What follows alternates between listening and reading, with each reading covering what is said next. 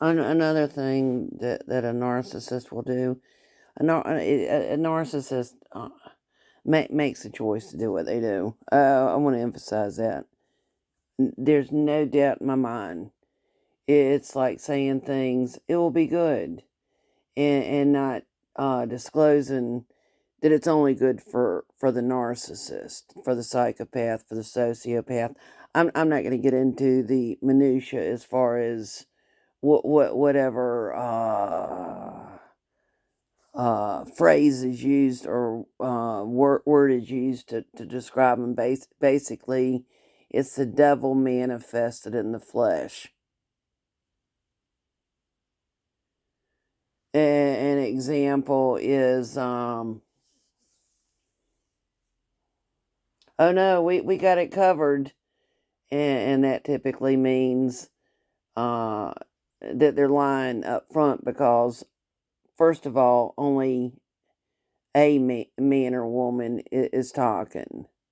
But then saying, oh no, we got it covered, also means that they're covering up whatever it is that several of them that are intentionally isolating whoever it is.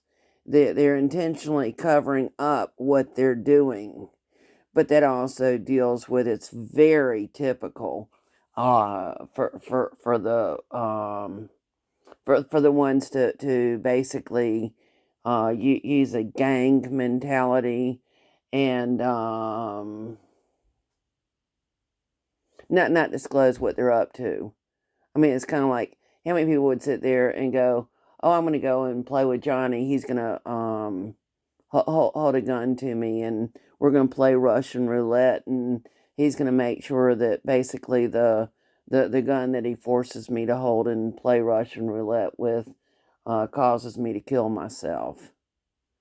I mean, I know that that's like an extreme example. My point is, very, very, very. The word toxic is not strong enough. Definitely deadly. Another example is the half truths, but basically the sins of omission, the intentional sins of omission, like not disclosing that they're a stockbroker, not disclosing that their daddy's a stockbroker, or not disclosing like what's an appeal that in a pill, pill, that they're telling you is going to be good, and not disclosing that it was good for them to have a pill in order to drug somebody to knock them out, so they could rape somebody. That's basically what happened with me, is that I was told that someone would be good. And it's just, I mean, and an example of somebody who enabled them were the different ones that were the medical doctors and the other, and the so-called mental health professionals. And I would talk to them, even college professors. So when I look at it, it's just like, okay, why is it that they're refusing to prosecute a rapist? And it's like, oh, wow. So if they actually prosecuted the rapist, then the rapist wouldn't be out walking around freely, so that more people would probably be raped, and then they would basically have their lives interrupted and have to go in for counseling or whatever else. Or uh and then it dawned on me the reality that a piece of paper called a personal protection order does not protect somebody from the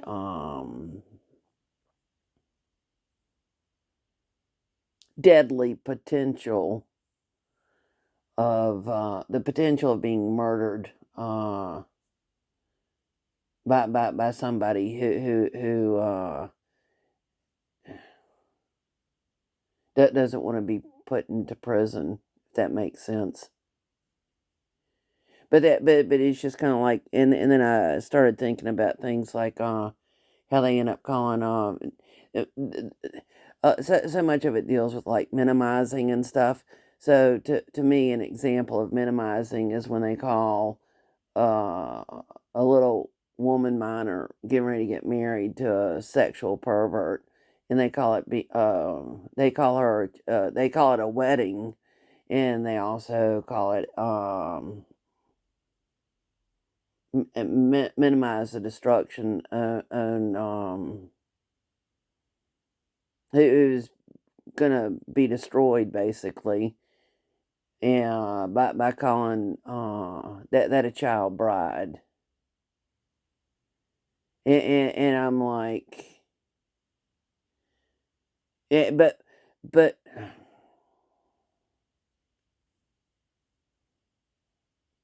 it's a very sad situation to come to the reality that there's more people like that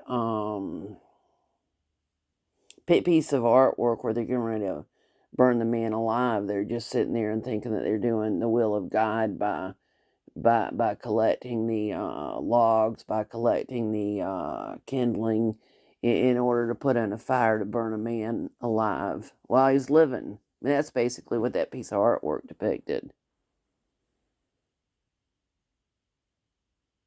I mean, that's exactly what it is, but it also deals with I think there's a lot of them out there that are busy thinking that they're not going to be going to the lake of fire for eternity. That they are just so out of touch with reality.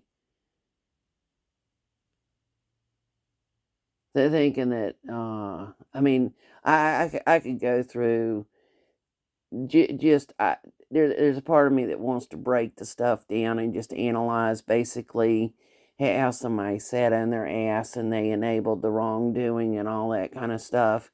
And it's just like there's just times it's just like, and that's part of the frustration is it's like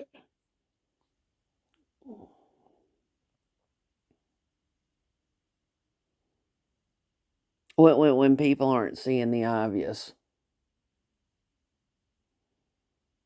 It's kind of like, are you that blind? Are you that blind that you don't see a little boy being lifted up and an old man kissing a little boy on the lips, and you actually think that kind of behavior's normal? Oh, and but before the dirty old man, the sexual predator, kisses the little boy on the lips, you don't see anything wrong with basically the little boy having his butt cheeks groped in order to be lifted up to the dirty old man to kiss him on the lips.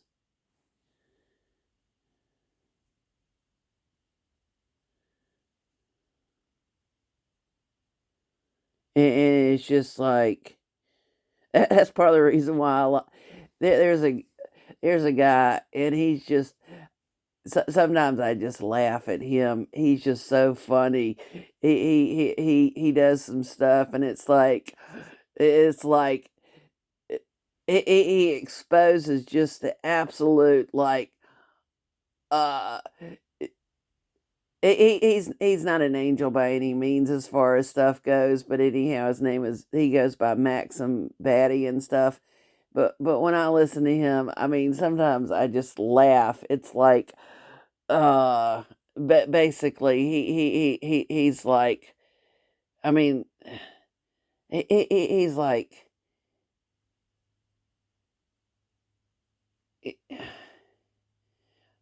kind of like I see the porch light on, but is anybody at home? Kind of that kind of like, oh gosh, um,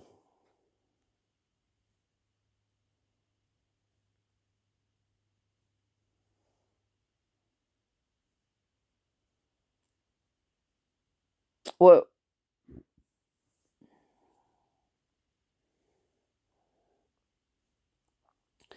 I also want to say that sometimes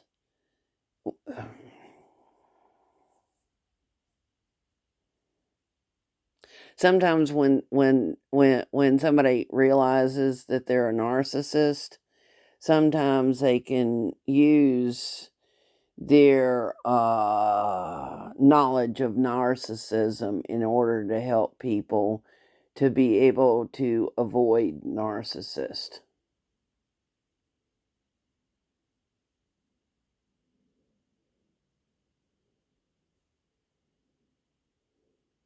And that's part of the reason why uh, I like HG Tutor. It is I think that he's kind of like going, well,